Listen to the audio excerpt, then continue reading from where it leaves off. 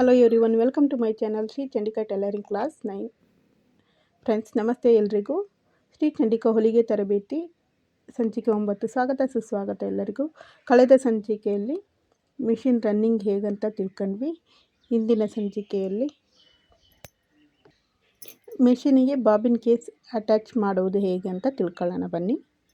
ಅದರ ಮೊದಲು ಫ್ರೆಂಡ್ಸ್, ನಾನು ಬಾಬಿನ್ಗೆ ದಾರ ಸುತ್ತಕೊಳ್ಳೋ ಇನ್ನೊಂದು ವಿಧಾನವನ್ನು ನಾನು ತಿಳಿಸ್ಕೊಡ್ತಾ ಇದ್ದೀನಿ ಇವತ್ತು. ಫ್ರೆಂಡ್ಸ್, ಒಂದು ವೇಳೆ ಮಿಷನಲ್ಲಿ ಈಗ ಕೆಲವರು ಆಲ್ರೆಡಿ ಇದು ಹೊಸ ಮಿಷಿನ್ ಬೇಡ, ಹಳೆ ಮಿಷಿನ್ ತಗೊಳ್ಳೋರು ಕೂಡ ಕೆಲವರು ಇದ್ದಾರೆ.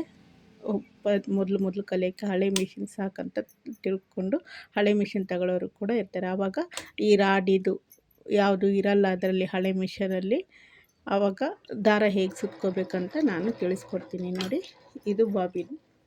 ಈ ಬಾಬಿನ್ಗೆ ದಾರನ ನಮ್ಮ ಕಡೆಗೆ ಸುತ್ಕೋಬೇಕು. ಮೊದಲು ನೋಡಿ, ಕಾಣಿಸ್ತಿದೆಯಲ್ಲ, ಹೀಗೆ ಹಿಡಿದುಕೊಂಡು ಹೀಗೆ ನಮ್ಮ ಕಡೆಗೆ ಒಂದು 4 ಸುತ್ತನ್ನು ಸುತ್ಕೋಬೇಕು.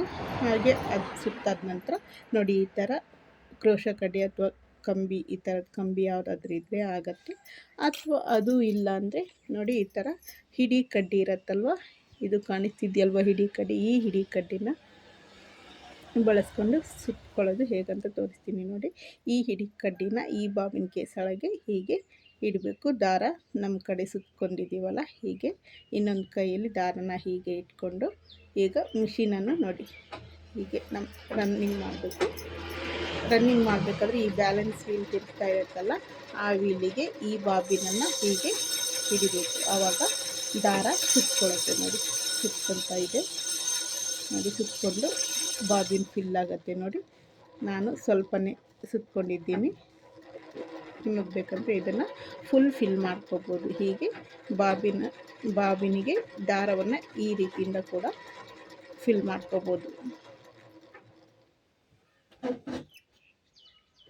ಫ್ರೆಂಡ್ಸ್, ಬಾಬಿನ್ಗೆ ದಾರ ಸುತ್ಕೊಳ್ಳೋ ವಿಧಾನನ ನೋಡ್ಕೊಂಡಿದ್ರಲ್ಲ. ಈಗ ಬಾಬಿನ್ ಕೇಸ್ ಅಟ್ಯಾಚ್ ಮಾಡೋದು ಹೇಗೆ ಅನ್ನೋದನ್ನು ತಿಳ್ಕೊಳ್ಳೋಣ ಬನ್ನಿ.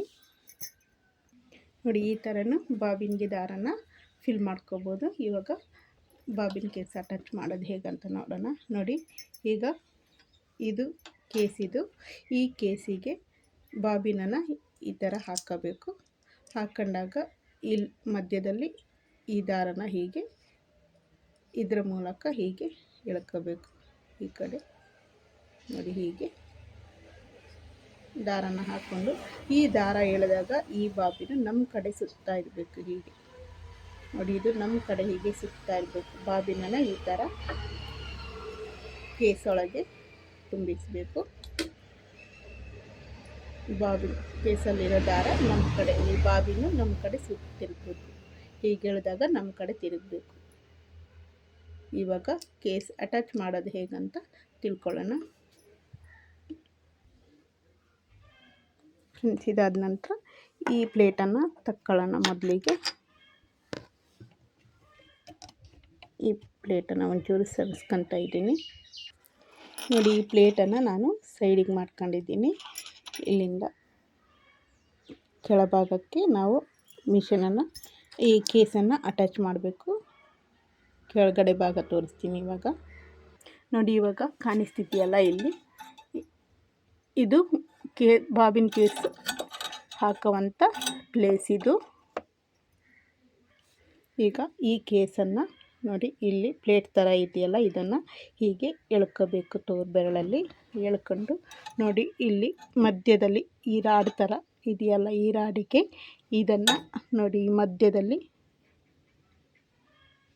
ಈ ಕೇಸಲ್ಲಿ ಮಧ್ಯ ಹೋಲ್ ಇದೆಯಲ್ಲ, ಇಲ್ಲಿ ಈ ಹೋಲನ್ನು ಆ ರಾಡಿಗೆ ಫಿಕ್ಸ್ ಮಾಡಬೇಕು ನೋಡಿ. ಆ ಹೋಲನ್ನು ಈ ರಾಡಿಗೆ ಫಿಕ್ಸ್ ಮಾಡಬೇಕು ನೋಡಿ.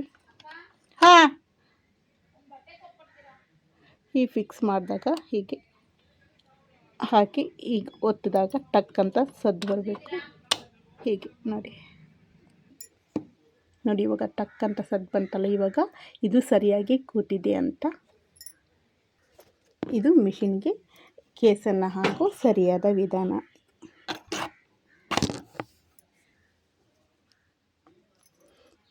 ಇಲ್ಲಿಗೆ ಈ ವಿಡಿಯೋನ ಮುಗಿಸ್ತಾ ಇದ್ದೀನಿ.